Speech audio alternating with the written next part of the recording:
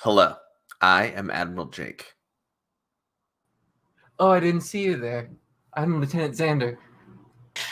Hello, reporting for duty. It's Junior Lieutenant Becca.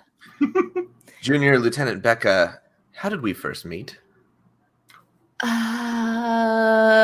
It was like on the set of Game the Game. I think that your two sisters, Anne and something else, were there. Wrong. Jake doesn't have two sisters. He's an only child. Get her! No! Is that right? I have a brother. No sisters. No, actually, it was the officer that you're referencing that had the two sisters. Damn it, I wasn't recording audio yet. Well, should do that. Oh, now. me neither, actually. I thought this was just the video. It is, but I hey, should. we tried something different. We did. All right, to our lovely patrons, we are recording this just for you, and we're doing it a little differently because I got some new software.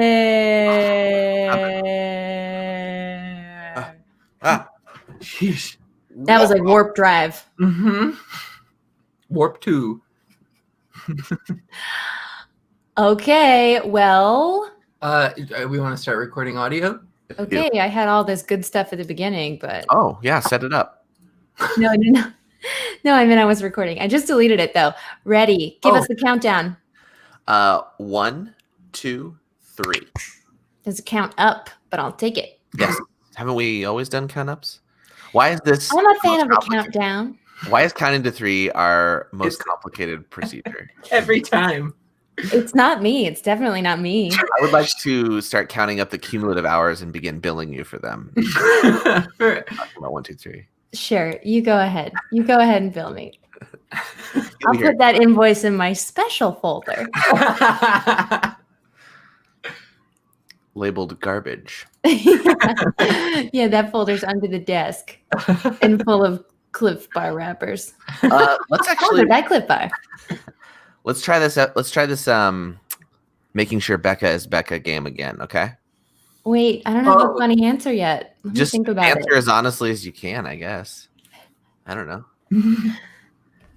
Becca, welcome. Xander and I, you remember Xander Jeanneret? Right? Yeah, obvious. What is this? Becca, how did we first meet? What the fuck are you talking about, Jake? I talk to you every day. Becca, how did we first meet? Just think back. Geek and Sundry Studio? I don't know. What is this about? That's right. You, of course, I introduced you to your dog, Oshi. No, I got him from somebody on Craigslist. Yes, that's right. That Wrong. person- I stole Oshi from somewhere else and then put it up on Craigslist myself. So you're wrong. You're Wait, lying. seriously? No. Oh. I've got this purple thing kind of sticking out of the back of my neck. Get him! Oh my god!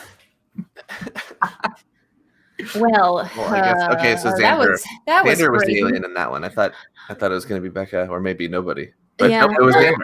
I don't know if you guys know this, but Captain Scott is the fastest to ever complete Starfleet Academy and become a captain. So I'm pretty impressive, is all I'm saying. Yeah. Oh, that was you. Starfleet's finest.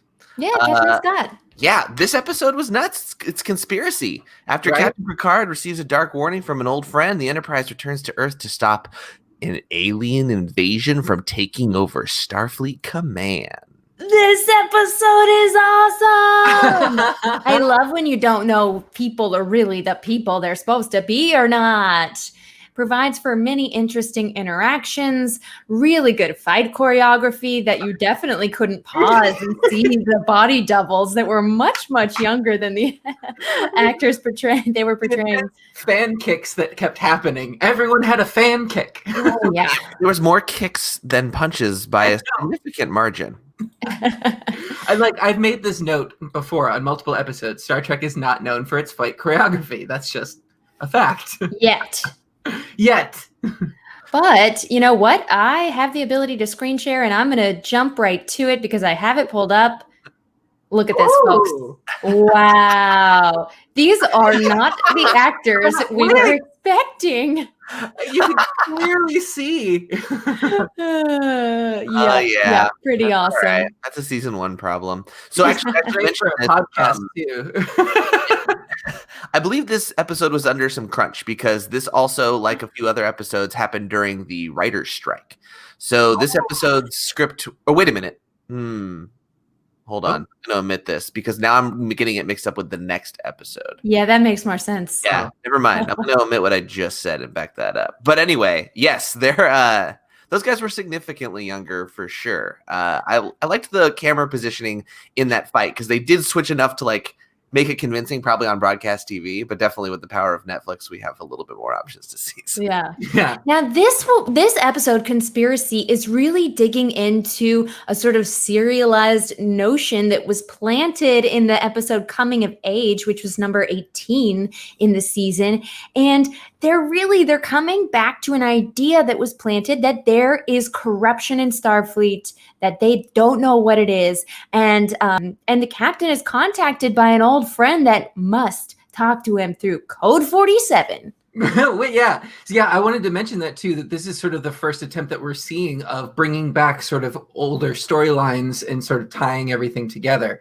So this is what we come to love about Star Trek, is when the little threads start getting together. So the people that are paying attention, you get rewarded for it by like having this extra layer to the story as well.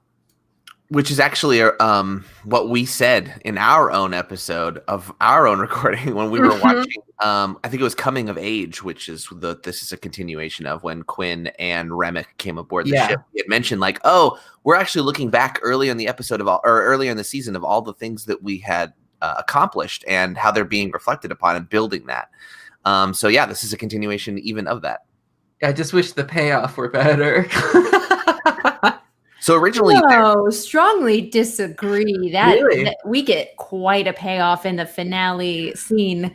That's true. But we should talk about the very first lines of this episode, which were maybe the most brilliant, and I think, Xander, you have thoughts on, when Geordi tells Data a joke. Yes, because this is, I think that this is a great example of we see Data's character evolving, and the joke isn't, I don't know, the greatest. It's some sort of like implied sex joke, I think. But the part that I love is Brent Spiner's commitment to laughing while keeping a straight face. And the best example, I shared a link with both of you from Schitt's Creek.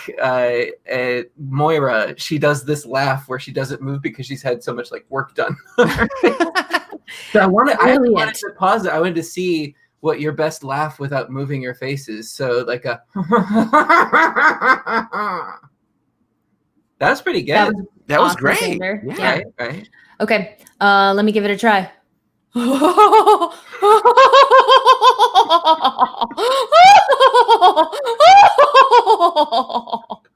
was a full-on cackle. Yeah.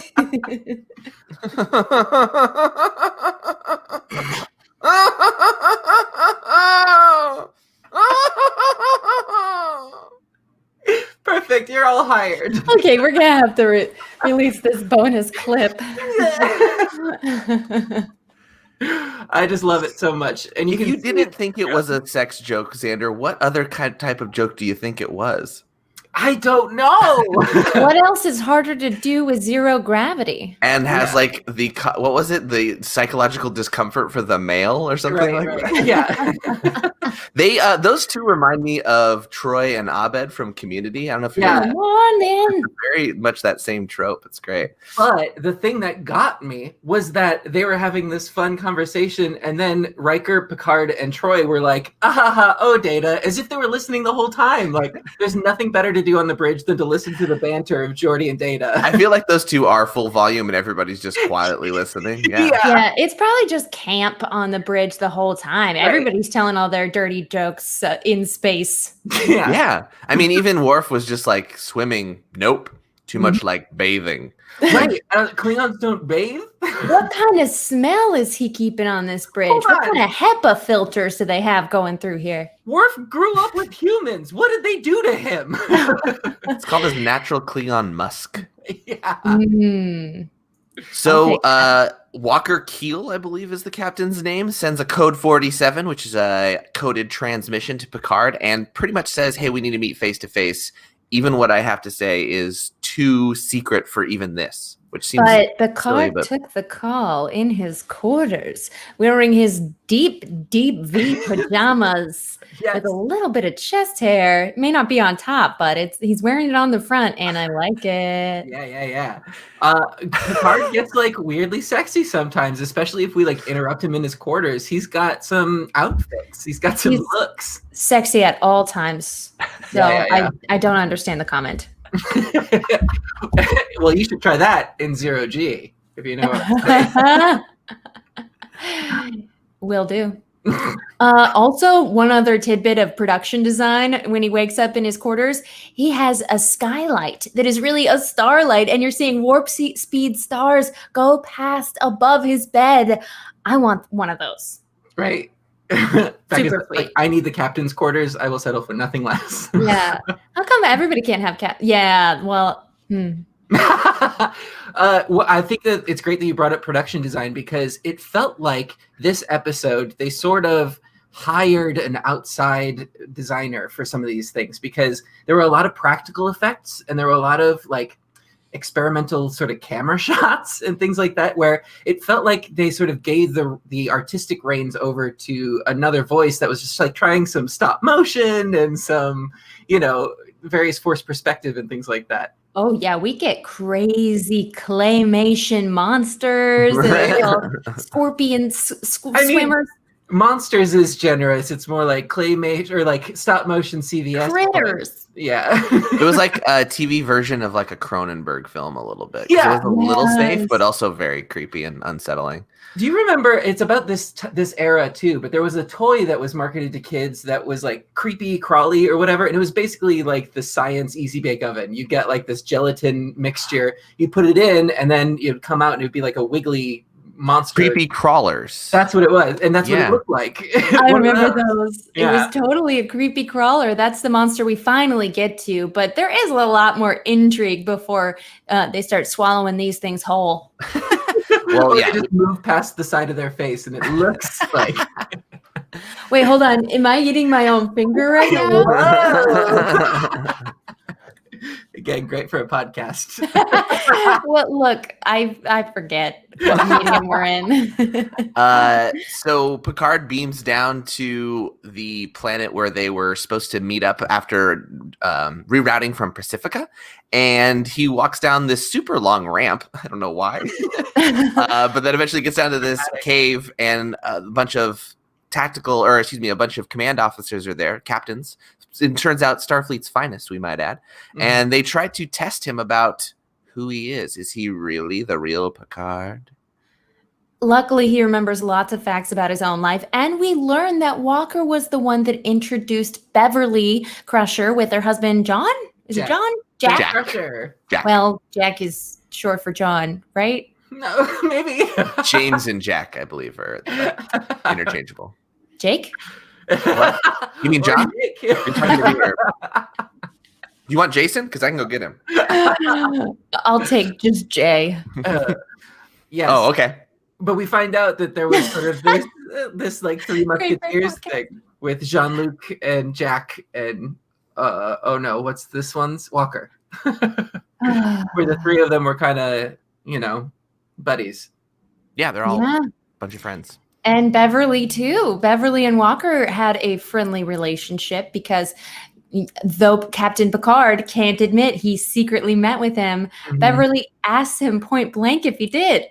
Picard is like, I love this episode so much, but I was yelling at my TV more than my mother yells at this TV. Because like, there were so often where Picard was supposed to keep this secret, and he started progressively telling more and more people. No matter what, but he definitely straight up lied to Beverly about the one thing that Walker asked him to do. He's like, tell Beverly I said hello. Yeah. And then she's like, did you see him? He's like, nope. But I didn't see him, but he does say hello. Yeah. But then throughout the episode, he tells Troy, he tells Riker, he tells the entire bridge crew. Then he goes and tells 10 Forward. Then he sits down in sickbay and he's gossiping about it. Then he goes to the preschool and tells all the kids about the conspiracy. He's just sharing it everywhere. No, he stops at the bridge crew because bridge crew is crew for life, camp friend, BFFs. They share the sexy jokes. I feel like you were going to flash a hand signal when you did crew for life. Yeah. Ooh.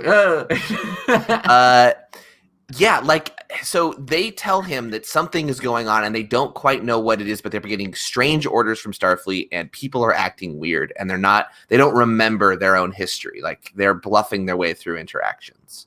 So they tell Picard, just watch your back. Primarily. Yeah. Well, with this episode and this concept specifically during these trying times in real life, we're relying so much on communication digitally. I mean, look at us, what we're doing right now. This is what it would be like on a starship, except for like the pet or the significant other or roommate that you're quarantined with. That's your bridge crew. And so, like, I got it. They got it. There's no secrets here. We live together. Everybody who listens to this podcast needs to start referring to their pet as their first officer. I already done this. No, I just decided to call my pets Mr. Darcy because I watched Pride and Prejudice last night, so it's taken. Legitimately, our cat is our tactical officer, and the station is set up above the litter box. I'll send you a picture. That's pretty great. So then a ship explodes? The Horatio? Well, yeah. So Picard goes. This really happens very quickly. Picard goes back to the ship. He immediately tells Troy what he's learned, despite being told to not really trust anybody. He knows he's got feelings, right? So. And he has to confide in somebody. And for the sake of television, we need to have him start having a dialogue with somebody. So I get it. And I had that thought, I was like, oh, she probably has this confidentiality clause that even if he's breaking whatever rules, he doesn't want to implicate the rest of the crew, but she would be the one protected crew person. But it's like when there's a conspiracy at the highest levels of a, I don't know, whatever Starfleet is, it's like, oh yeah, but you can intergalactic organization. Yeah, thank you. So Picard tells Troy, she pretty much, what does she even give him besides just another a wall to bounce the ball? Yeah. She used the wall to bounce the ball off of in terms of conversation. He's just kind of reiterating it, and they need to make sure that they keep their eyes open. And then suddenly we are in a field of debris that no one recognizes for 5 minutes until we realize, oh, it's a starship. Right. That was, I think, a moment of suspense, which was a little bit I felt the suspense of it, but I didn't understand why they couldn't figure out it was what was left of the imploded Horatio, we learned later. Yeah. I think that they're still trying to figure things out as regards to space combat and physics. Theory, the Horatio was imploded because their captain had been infected with whatever this thing that at this point all we know is that it corrupts the minds of officers, or it takes their place, or whatever, body snatchers. And so the Horatio had some internal conflict because they wanted to blow up the aliens or the invaders that were on their own ship, or the alien that had invaded the Horatio was upset nobody was, coming around and letting themselves be commandeered. Wait, the second theory is that he was too lonely, so he killed everybody. None of you guys want to play my game. I'm going to blow you up. So I'm going to poke some holes in your conspiracy theories because I think that's a great approach. Because the thing about conspiracy theories is if there's a rumor, then it can't be true. And if it is real, no one knows about it. That's a great line from the episode. Wait, no, not from this episode. Right. That's true. But I think that's a good point, is that he alluded when he was talking to Picard, my own crew has been infected, I can tell. So you knew there was stuff going down on the Horatio. So it could have been that he had sabotaged, blew himself up with the warp core, except for when they were scanning, they didn't find any sort of debris that indicated a warp core explosion or even bodies of life forms. This is why this whole thing is kind of a big plot hole, because it's what weapon did this alien race have, or what did they use to sort Pincers. Yeah. Because they would have had to use a Federation weapon or done something to the starship. So it was just a weird thing that happened. Wait, this wasn't Walker's ship. Did I miss something? Yeah, it was Walker's ship. It was So Walker's Walker's ship. dead? Yeah. He's dead like 5 minutes after we see him. Wow, totally missed that. Yeah. No, like That's we see. Wait, we why see would him why give a did warning. Picard We talk? see him give a warning to Picard. Picard goes up to the ship. They leave, but then they go by where the Horatio was also going, apparently. I don't understand the space of that. How But come they didn't have a space funeral on the holodeck for his friend Walker? Oh, here's what happens is because so they were going back to Pacifica because that was their original destination, right? And they were like, oh, there's something over here, and they're like, well, we better go check it out. And it turns out that was the wreck that was the Horatio. They didn't know what it was. And the only funeral that they get is the weird, creepy tea that they're drinking. And they were like, to the Horatio. And that's it. and Picard is like, okay. And like sips some. well, it did just man. happen. Watch out for that Indonian tea. Yeah. I didn't trust it. I thought it was poisoned for sure. Right. So Picard lies to Beverly about seeing Walker, and then we find out Walker's dead. And then he tells Riker, so he fills Riker in, and that's the tipping point. Is when his friend is dead, he's like, "Oh, this is serious now." Right, and he assigns Data to a very special task, which Data has quite the smile about when he gets assigned to it. He's Because very he puts on his excited. Sherlock hat. Yeah. So then we have what I like to call Data and Computer, a show I that love this. I really think deserves a full season Yeah. because Data starts talking to himself, realizes he's talking to himself, and explains it to a computer. But why would someone talk to themselves, Admiral Jake? Because they are a sentient being and they can do that. Mhm. Huh, He's allowed to. interesting. The best Because bit, of though, is a that new the revelation or perhaps some sort of madness. And then Startling. computer shuts him down. Yeah. Even the computer wants to stop Data's babbling. That's why I think these two are like a Bert and Ernie kind of thing I definitely would want to watch. Right. And it's so much funnier when the computer does it rather than like Riker or Picard, where it just comes across as like, okay, well, he was just trying to help. So good. Thank you, sir. I comprehend. Yeah, I get it. So Data set on a mission to look for anomalies within Starfleet orders. He eventually finds it and explains that there's certain key sectors that are looking to be compromised or something like that, I believe. Again, this part is a little unclear of like, what's the goal? Well, I think they just need an excuse to go confront the Yeah. conspiracy, right? So like, let's go to Earth. Everybody's like, sounds good. Well, I So- wanted more evidence. The captain's like, is there weird stuff where people aren't acting like themselves? Oh, look, here there is. Right. Yeah, I And feel like then he they didn't calls really up have time Starfleet. to go. They didn't really have time to go like explore a bunch of different plot lines in it. They were just like, let's go confront it all at one point. Yeah. He gives And- a ring-a-ling to Starfleet. Worf is like, I don't even trust them, which seemed weird and out of line because those are technically his superiors as well, because they're Picard's superiors. And they put him on mute for a second. They're like, hold on, we got to talk. And Worf is like, no to this. Well, I think a part of that is Worf is getting used to his new position as head of security, and where Tasha might have interjected, she didn't for the most part, or she would say something, but it would come across as like, "Oh, Tasha." But now that Worf is doing it, there's this weird other sense too that happens, and we also see that like there is this confrontation with the chain of command of like, how far does secrecy go when it's the captain that has to deal with things by himself? He's like, take control, abandoning all the procedures of like, I'm going to beam somewhere by myself. I'm doing this without talking to anybody. And I can just see Worf being like, let me do my job. I have to be angry and skeptical. Yeah. So we hail the admirals down on Earth who are all sitting conveniently at the dinner table, and they offer to invite Picard down 20 minutes later for dinner. They didn't even ask if he was hungry. They're just like, come down for dinner right now. And then our old friend I hope Dexter they're serving Remick shows something up. good. We'll find out. I'm sure.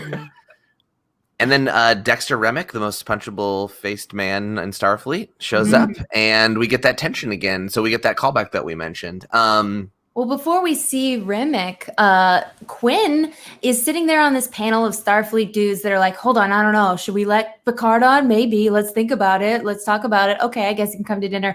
Quinn, you go on the Enterprise and you try and turn all of them into aliens. Here's a briefcase full of scorpion aliens. Go. No, here's the case with one. No, these aliens are not deceptive at all. I mean, they all, when confronted with a surprise, they're like, hold on a second. Oh, shit. Okay, one of us can't come, but just you should come and your first officer. Come on down for dinner. You want to say 20 minutes? But like unprovoked, leave your doctor on the ship. Just like she can stay there. I know you haven't mentioned her or anything, but like just leave her there. Wait, did they say that? Something along those lines. So suspicious. Yeah. It was an interesting, like, and they even say something about like, well, they seem normal enough. I'm just like, what? Yeah, well, Troy's like, someone's hiding something. Yeah, I think this goes to this sort of commentary on the pomp and circumstance of not just Starfleet, but what we can see now or what was society. You know, there's this sort of accepted rules of like of high society and dinners and meetings and things like that you sort of kind of go along with is like, oh, these are the formal procedures. This is bureaucracy. You just go along with it. And it's sort of this commentary of like, if they were replaced by body snatchers who could just follow the rules, there wouldn't be much of a difference now, would there? I love that they gave Are they them. so bad after all? Yeah.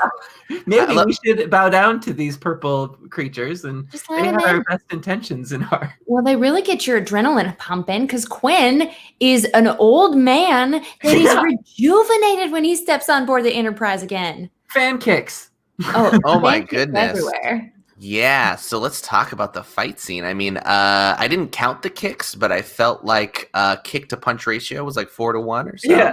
But also commenting on what Becca was saying too, he comes off of the transporter beam or pad, and Picard is like, the last time we saw you, you said you were tired. And I was like, well, yeah, he took a nap. I took a nap and now I'm good and 10 years younger. Let's go see this Enterprise. Watch me kick. So they put him in a guest quarter and Riker, he's like, I don't trust this dude. Picard says that. And then Riker is sick on him. So Picard has to go down to the planet Earth alone. But Riker and Quinn have this fight scene that we keep alluding to with all the kicks because Riker's about to get turned. And I'm very scared for him. We also get a shot of the floor of the guest quarters, which is the ugliest carpet I've ever seen. There's like this weird rug on it too. It's like a hat on a hat, an ugly hat on an ugly hat. Yeah. And then after someone comes to check on Riker, or we see Worf and Geordi sprinting down the hall in unison, and they look real cute doing it. And then they come in. I wrote something like, cute boys. Hey, babe's running, watch out. Although Geordi's not security, so why did he come? He's engineering and he should be on the bridge. Well, at this point, I think he's not engineering. He's still like a command track. That's why he has the red uniform. Oh, right. Of course. And then Also, Geordi, he's just a regular cast member. I think that's really what it is. yeah. Then Geordi gets thrown through the door they just came through by Quinn, and Quinn turns to Worf and is like, now it's just you and me, Klingon. And to anybody who walks down the hallway and sees Geordi in the broken door. I was so ready for Worf to open up a can on him, especially that slow stand-up where like Michael Dorn looked like good. Like he's like, all right, you want to do this? And he gets real up there. And then we cut to it after commercial and he gets his ass handed to him. I want to talk about this commercial break though too, because before you could tell that they were filming up like the scene up until then, because Worf's makeup gets a little janky, and then it's close up as they do the soap cut waiting for the commercial, and when they cut back you can see that makeup has been touched up. It looks amazing. It's like, oh, I didn't notice that. Clearly where they cut. But yeah, this is the start of the trip of like Worf becomes head of security and Worf is not great at his job. Meanwhile, he's doing his best. But also, I wanted to comment throwing Geordi through the doors was dramatic, but it also like broke this illusion of like metal high-tech doors into like, oh, they're just wood panels that someone I feel like they're trying to imply the Admiral's strength, but what we have to consider is the fragility of Geordi's body. Yeah. Like if those are metal doors, shouldn't something else have happened? Right? Should have just shattered all his bones. Yeah. Meanwhile, down on Earth, Picard, in his worst detective role yet, is offered a drink by the people he most suspects is holding a conspiracy, and he drinks it. Yep. I'm just like yelling at the TV, stop drinking the things they offer you. After he held it on the tip of his lips for so long, saying, yeah, I'm confused about the Horatio exploding and why I'm here. And so then they're like, they talk about the Horatio and how inept their captain was. And then out of nowhere, they're like, anyway, you'll really like the drink, Picard. Yeah. Like, all right. Okay. Yeah. Yeah, I guess I will. Yeah. Now, Remick is the one who you said most punchable face that was doing the deep dive into Captain Picard in the previous episode we talked about, A Coming of Age, where Quinn wanted to like research him to see if he was right for a Starfleet position. So that's how we know Quinn and Remick is just the worst. We don't really get to do much with him because he's not a big enough deal to stick around for this dinner at first. Or maybe he's too big a deal. But yeah, just real punchable. Just real punchable. What it shows us too is that like Quinn wasn't in on it in the first episode, but Remick was, right? So in Coming of Age, Quinn was tired because he was still human. Yeah. And then at some point between these episodes, he was grafted onto the other side by Remick, presumably. Do you think that Remick was already infected by an alien being in Coming of Age? Yes, and because Quinn specifically mentions the conspiracy, he's like, hey, something's going on. So Quinn was suspicious of it at the outset. Not only that, why do you think he was looking into Picard? Maybe it was to check fitness of a host, or because it was of a whole galaxy and a whole federation. It's weird that this is happening to Picard, but they sort of justify it in like they were already looking at him. Right. He specifically mentions, he's like, I can't trust a lot of people in Starfleet Command. I need you close because I can trust you. And so Picard doesn't take it, so he doesn't get his ally nearby. And presumably that's actually might be why Quinn fell, is because Picard wasn't there to help. Yeah. So sad. Mm-hmm. And Quinn is looking at you very skeptically right now in your background image, Jake. Now, when we hop back up to the ship, you know who really saves the day? Beverly Crusher. She crushed it. Yeah. Now, her phaser knocks out Quinn, who's super strong at this point. Was she set to stun, or what was she doing there? The first one was set to stun, and then she has zero hesitation of like, well, gotta kill him. Switch. You know what? When she sees the officers she loves down, she's taking no shit. I thought she had made a point to tell Picard over the comm line about set it to kill because she had set it to stun and kept it there to like it took so many shots to bring him down, right? She had to hold it on for a full 10 seconds. So I thought maybe she left it on stun. There was a second beam. So she had stun and then switched it over to kill. But it didn't actually end up killing Quinn because he goes to medbay, or maybe she brought him back to life because she's really good at doing that. And then she finds out that the way you can tell something is wrong, it's definitely him because his retina scan's exactly the same, but on the back of his neck, there's a little squirmy tentacle, which she calls a gill for this little the parasite to breathe. Mm-hmm. She even says, go ahead, Xander. This is so quack because are you telling me that Starfleet Command and like the highest minds in Starfleet have been infected and all of these starships and things like that, and nobody noticed this little blue tail that was sticking out of anybody's neck? Right? All these people are acting weird and they have a tiny blue tail in their neck. I think it's why the mullet made a comeback in Starfleet during this time, is to cover the gill. See, this was my plan. I was going to say that they should have made a production decision to give these people wigs and just say, oh yeah, I've been growing it out. New Starfleet regulations have been relax and then hide it a little better. But then you notice that everybody involved in the conspiracy just has long curly hair all over Starfleet. Yeah. Well, the thing that got me, I had created a rational explanation in my head of like, oh, well, the host is unconscious, so it has to come out to breathe or whatever. That's what they're going to say, because that's the only time you see it. And they never did. All the time. No. Did I justified that. Whoops. So we go to dinner, and what's for dinner, Jake?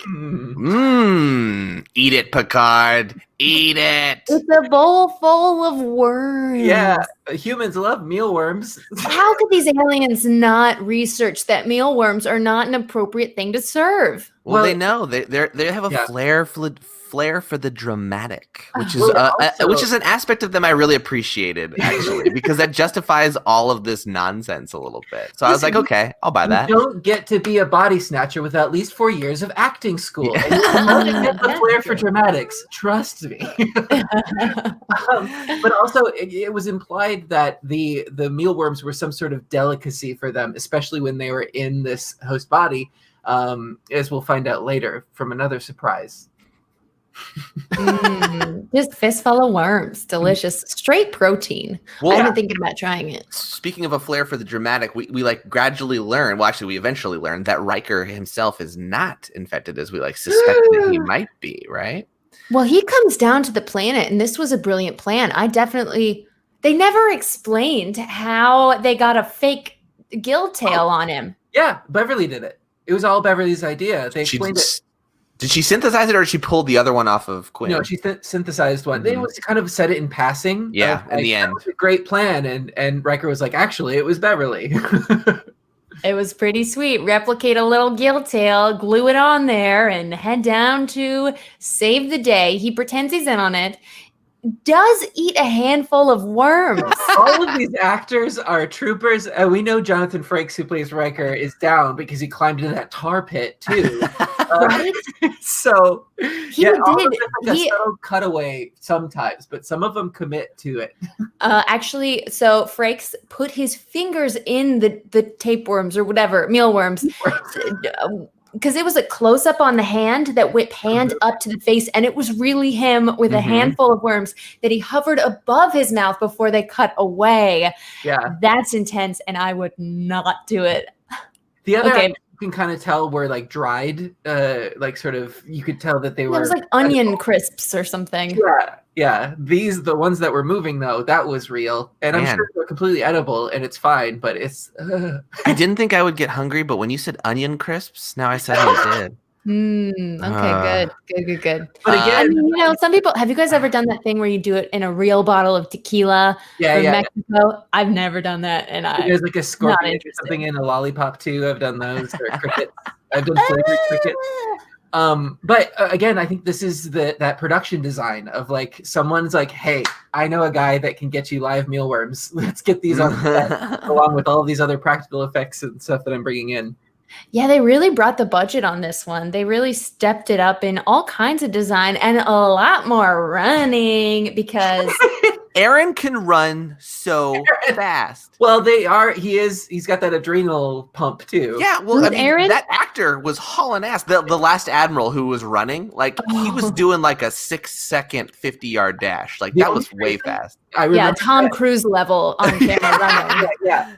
The only reason I remember that name is because Picard's line for like 2 scenes was Aaron. Yeah.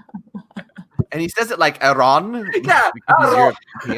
I was so sad to see Captain Scott had been compromised. Yeah. She was awesome. Tryla Scott. Yeah. The fastest to ever pass the Starfleet exam, naturally, and become captain. And she walked into the ship and right before this running happens, and we see that she was one of the secret keepers, one of the ones that knew about it, and she had been compromised, so they must know, and that's probably why the Horatio was blown up. Well, we also find out that this whole thing was set up to get the Enterprise there. So the secret meeting, all of the conspiracy, it was all the plan of these aliens, I guess. I think that Walker was really, knew what was up, and that's why he couldn't live. And we can put whatever spin we want to because the head can't. I wonder if the bugs were bluffing when they said it was part of the whole plan. It's just like, I tended to it do was that. part of my plan. I have a flair for the dramatic, don't I? Yeah, such a Romulan thing to do. Just pretend you're owning it. Oh yeah, I guess. Yeah. Well, let's talk about We'll find Mama out soon. Sorry, Parasite I'm getting because excited. let's talk about Mama Parasite. She's the last one. We go and find Remick, and where the last parasite out of Aaron crawls into his mouth. Yeah. This is where you mean where we get to see that chair that we saw in too short a season and it had too short of a shelf life, where they spent way too much on this wheelchair, and so they brought it back so Remick could have a dramatic turnaround in a chair before we find out he's infected with the mother. I never put that together. Yeah. What is that chair? When you wrote too short a season and too short a shelf life, how proud of you were you? No, that was improvised? Off the dome? Yeah, no, I have spent a lot of money on improv classes at Hall Jake, so you know. They just paid off. Yeah, thank you.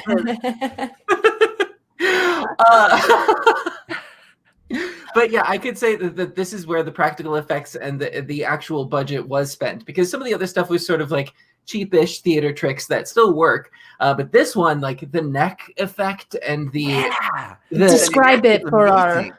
So yeah, there's a pulsing sort of, you see the creatures that have been climbing into people's mouths in and out or whatever, and that's sort of their main access point. But we see that another one goes into Remick, and there might be more than one in his body. And then we see these protrusions sort of come out of his neck underneath his chin that start like pulsing in this really cool special effect.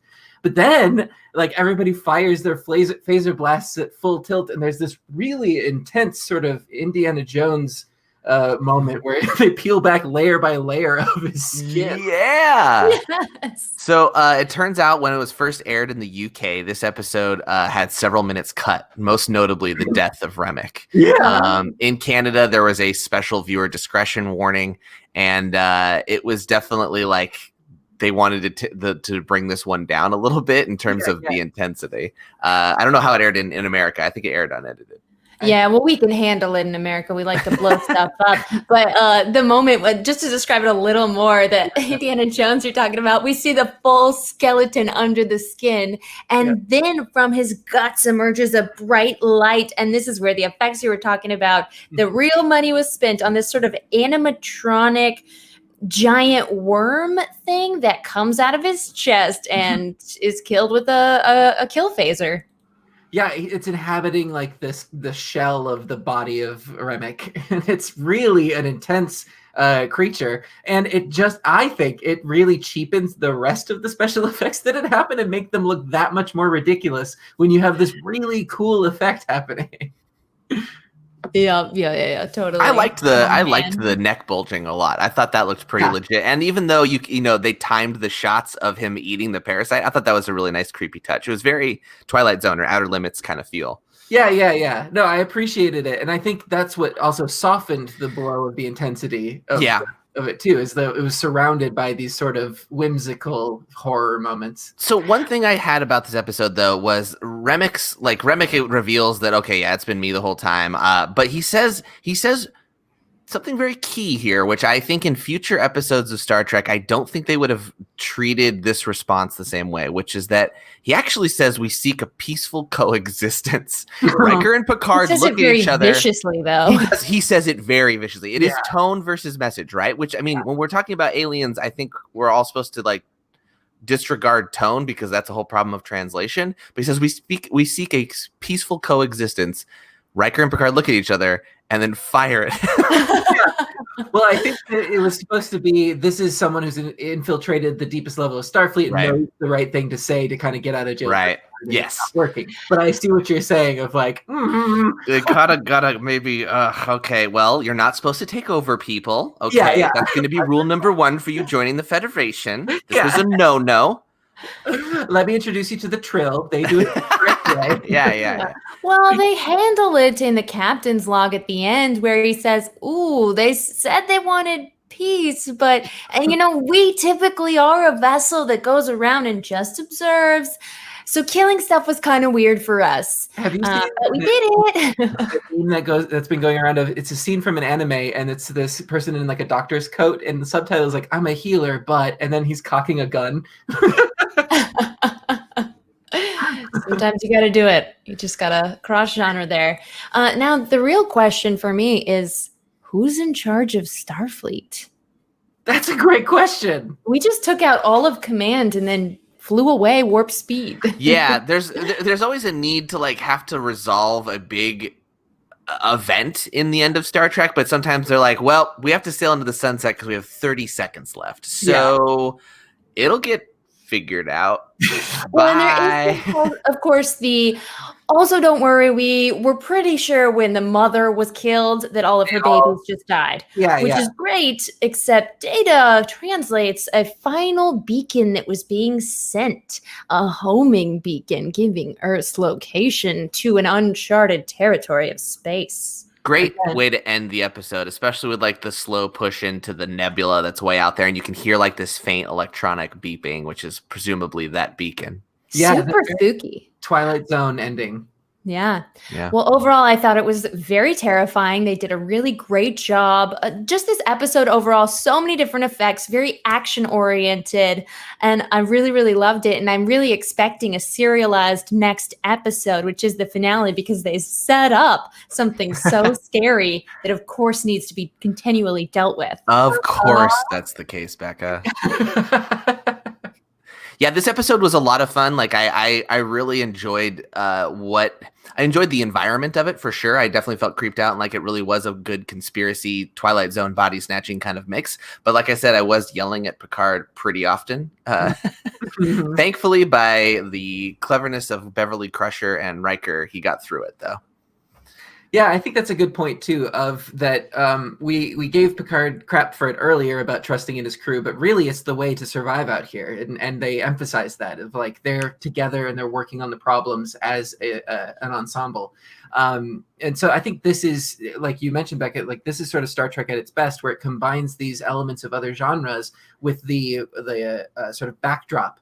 And like you said, Jake, the atmosphere of it was really cool, because there was this throwback to older Trek. When they go down, the sets looked very much like 60s original series Trek, and some of the doors and the hallways and things like that. So there was this sort of cool mix of like, see, this is really Star Trek, and these are the stories that we can tell. But it is sort of plot holy and not really throughout the whole. Well, the aliens aren't really hiding that they're aliens. They're like, Picard's like, where is everybody? It's like, it is a quiet night. Yeah. Come. Your dinner is cold.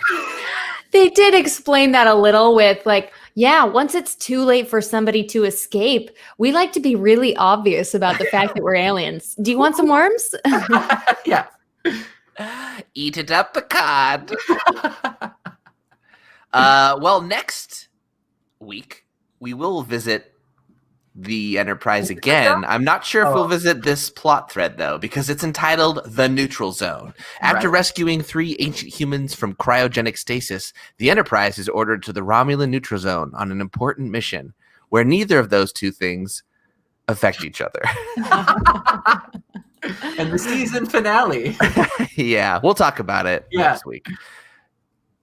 Well, like any good ensemble, I think it's time for us to engage. Wow. Thanks for watching. I got some worms here. I'm just gonna